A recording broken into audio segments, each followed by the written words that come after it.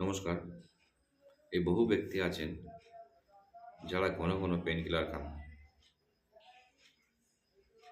ব্যথা যন্ত্রণা উপশমের জন্য। কিন্তু বেশি তো পেন কিলার খাওয়া ভালো না, এটা সবাই বলে। পেন কিলার যত কম খাওয়া যায় তত ভালো। কিন্তু আবার দেখা যাচ্ছে অনেকের যন্ত্রণা উপশমের জন্য পেন কিলার নিতে হয়।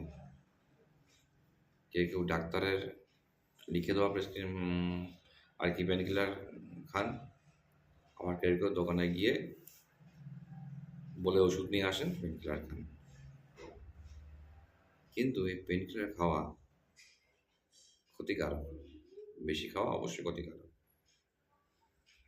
এবারে যাদের প্রতিনিয়ত পেন কিলার খেতে হয় তাদের কিন্তু কয়েকটা জিনিস মেনটেন করতে হবে, তাহলে কিন্তু এর যে একটা সাইড এফেক্টস সেখান থেকে অনেকটা আর কি ভালো থাকতে পারবেন। কি করবেন? পর্যাপ্ত পরিমাণে জল পান করবেন, করতে হবে। নেশা করা বন্ধ করতে হবে, ধূমপান, অ্যালকোহল এগুলো বন্ধ করতে হবে। শাকসবজি, ফলমূল খেতে হবে, একটু বাদাম খেলে খুবই ভালো।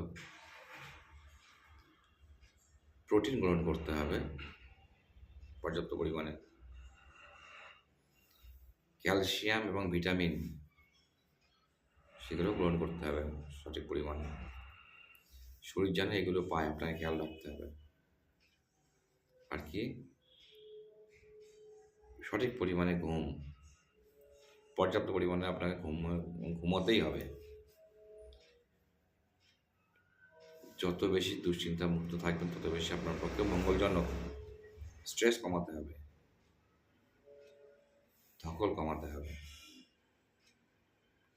তাহলে দেখা যাবে পেন কিলার খেলেও তার সাইড এফেক্ট থেকে আপনি অনেকটাই মুক্ত থাকবেন। ধন্যবাদ।